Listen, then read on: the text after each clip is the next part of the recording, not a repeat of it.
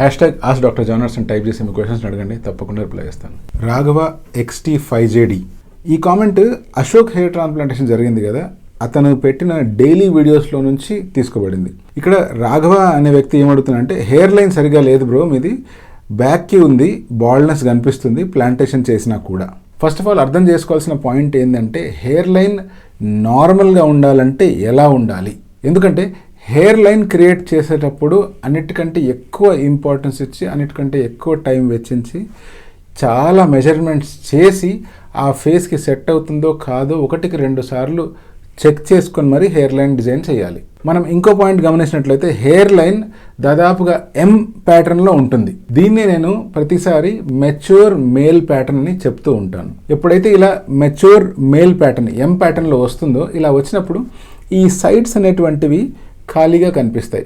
ఈ సైడ్స్ కనుక ఓ మోస్తరు ఇంతవరకు ఖాళీగా ఉన్నాయి అంటే దానివల్ల ఎటువంటి నష్టము లేదు, ఇన్ఫ్యాక్ట్ అది మ్యాన్లీగా కనిపిస్తుంది. అలా కాకుండా ఈ సైడ్స్ మరీ ఇంత వెనక్కి వెళ్ళిపోయినట్లయితే, లేదా మన చెవుల్ని దాటి వెళ్ళిపోయి అనుకోండి, అప్పుడు అది బట్టల కింద వస్తుంది.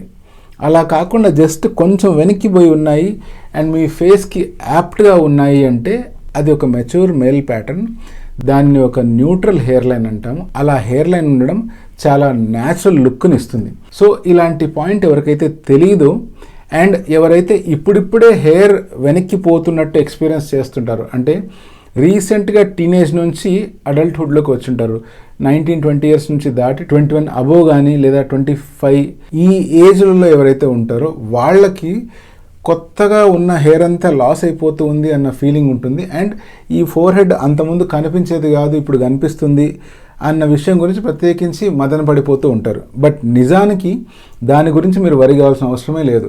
మీరు వరి అవ్వాల్సింది ఎప్పుడు అంటే, ఫర్దర్గా ఆ ఏరియా ఇంకా లోపలికి వెళ్ళిపోయినా, లేకపోతే మీకు ఈ ఫ్రంట్లో ఉన్న హెయిర్ కూడా పొడుగు పెరగడం మానేసి పలచబడిపోయి చిన్నగా మిగిలిపోతుంది అనుకోండి, అప్పుడు ఇదేమైనా బట్టలకు దారి తీస్తుందా అని ఆలోచించాలి. అలా కాకుండా మీకు హెయిర్ లైన్లో ఉన్న హెయిర్ అంతా కూడా థిక్గా లెంత్ గ్రో అవుతుంది అనుకోండి, అటువంటప్పుడు మీకు అది బట్టతలు కాదు, మీ ఫోర్ హెడ్ ప్యాటర్న్ అని అర్థం చేసుకోవాలి. అలాగే అశోక్కి కూడా మనము తన ఫేస్కి తగ్గట్టు ఒక ప్రాపర్ మెచ్యూర్ హెయిర్ లైన్ని రీక్రియేట్ చేశాం. ఆ హెయిర్ లైన్ జుట్టు పెరిగిన తర్వాత అతని ఫేస్కి ఒక నార్మల్ అండ్ న్యాచురల్ లుక్ని ఇస్తుంది. మీలో చాలామందికి ఈ అశోక్ అనే వ్యక్తి ఎవరు, ఇతని హెయిర్ లైన్ గురించి ఎందుకు మాట్లాడుతున్నాము అని కనుక డౌట్ వస్తే, తప్పకుండా నేను డిస్క్రిప్షన్లో ఒక లింక్ని ప్రొవైడ్ చేస్తున్నాను. ఇతని వీడియోస్ని చెక్ చేయండి.